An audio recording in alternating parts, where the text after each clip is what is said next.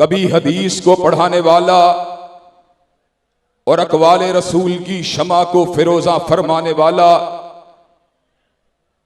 उस्ताजुल उस्ताज़ा हाफिज मोहम्मद गोंदलवी रहमतुल्लाह अलैह की याद आ रही थी।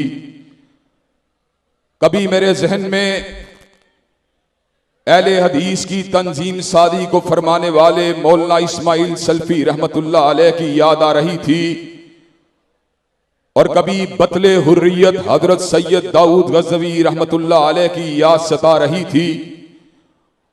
और इसी तरह कभी अपने सीने को हंजरों से छलनी करवाने वाले और अपने बेटे इनामुर रहमान को जहर में तड़पाने वाले हजरत हबीबुर रहमान की याद सता रही थी। और कभी आमरियत के बुतकदे को गिराने वाले हजरत अल्लामा ज़हीर की याद सता रही थी।